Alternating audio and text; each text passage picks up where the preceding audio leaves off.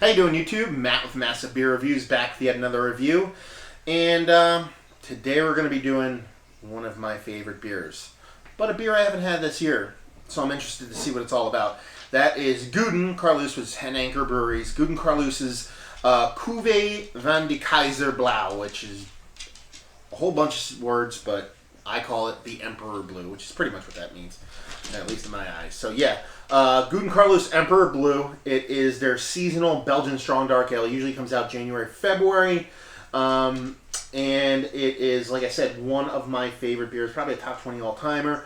But it does vary taste-wise from age to age. It's one of the better aging beers.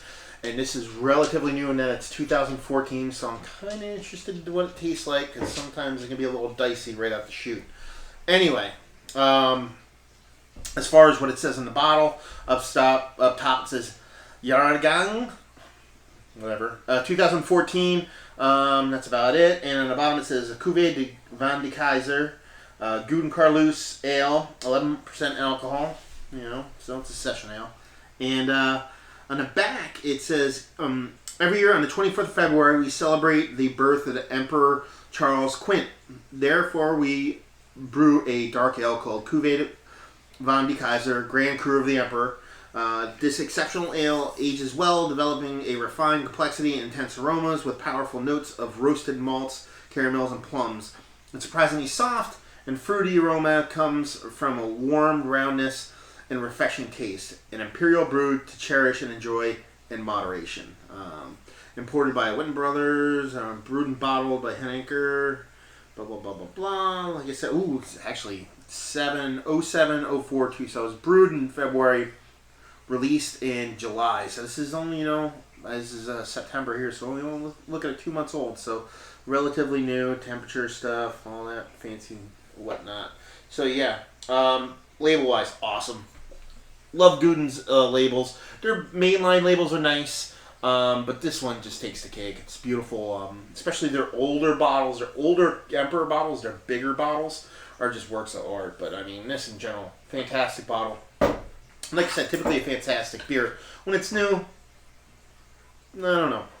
We're going to find out though. So let's see.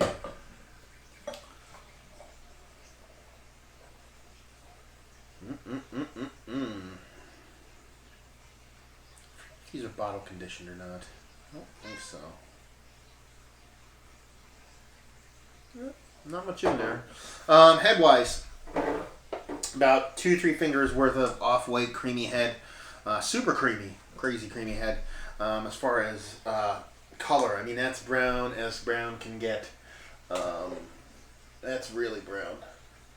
It's not like super dark, like as dark as a lot of your other Belgian strong darks, but it's just a shade lighter than that, to where it's like it's really nice rich brown. You can see through it a little bit, especially towards the bottom of the glass.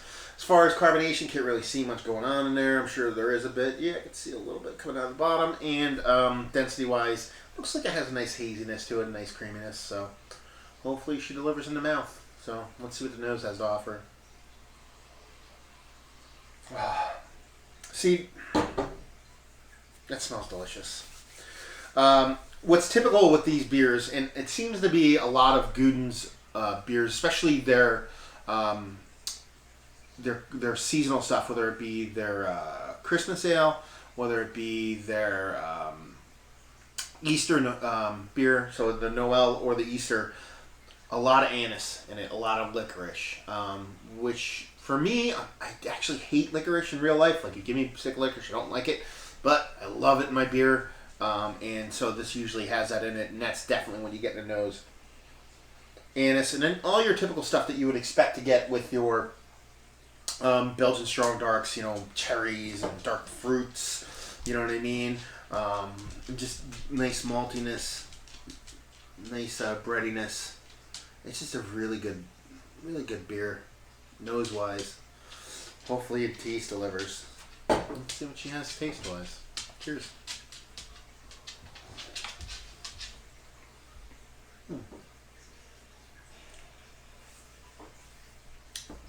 Better than I expected.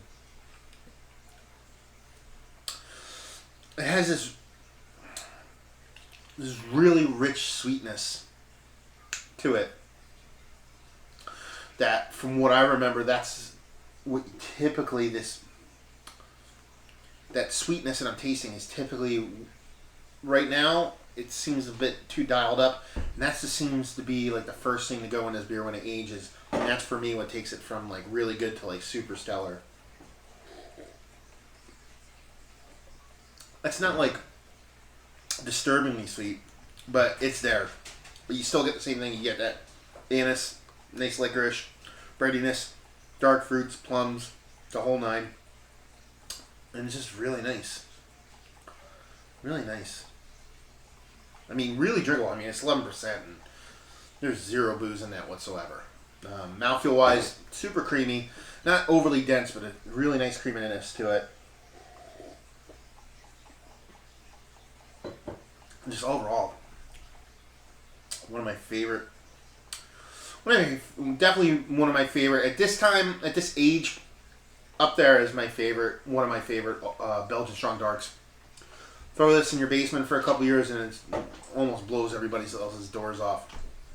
I mean, it'd be like this, Castle Donker with some age on it. A lot of the ones I like have some age on it. But yeah, just a fantastic overall beer. I mean, if you're into like Belgian quads, strong darks, and you like that anise flavor in your beers in general, this would be right in your wheelhouse. Rating wise, the way it stands here with no age on it whatsoever, I'm going to give it like a 93. This is a fantastic beer. Again, like I said, 3 years on this or longer would just make this a 97, 98 in my book. But as far as where it stands right now, like a 93. Value-wise, usually the Gouden stuff, typically run it anywhere from $20 to $24 for a 4-pack in this area, in and around this area. And for me, that's not too shabby. I'd always like to be a little bit cheaper, but hey, beggars can't be choosers, and it's a really good beer. So on a value scale, I'll get like a 7. And overall, availability, I can typically get it. I mean, it's not everywhere, but if I really want to get it, and I'm willing to make a little bit of a drive, not super close, but willing to make a little bit of a drive, I could typically get it. So I give availability like a 6. You know, you don't find it everywhere, but if I want to get it, especially when it comes out, I could typically can. So yeah, like 93 overall. And yeah, it's just a really good beer, especially if you're into Belgian strong darks and quads and stuff like that. With, like I said, that little anise flavor to it, would be right in your wheelhouse. Gouden for me is one of the unsung heroes of the Belgian world. Now, I know a lot of people have never ever drank them or never had anything from them other than Lucifer. Lucifer is a Hent Anker product, and Hent Anker is Gouden Carolus. Other than that, man, nobody really gives them a fair shake. And for me, they're one of my favorite all-around Belgian breweries. So yeah, if you're in a good beer, check it out. So yeah, another review in the books. Hopefully you enjoyed the review. If you did or didn't or somewhere in between, please leave comments in the comment section below. If you want to check us out anywhere else on the internet, you can on Facebook, Twitter, and Instagram at Massive Beers. We're infinitely more active on Instagram, so if you can check us out anywhere, check us out there. And yeah, another one down. So hopefully you guys enjoyed the review. Hopefully you're enjoying a great beer right now. Hopefully you see you next time. Cheers.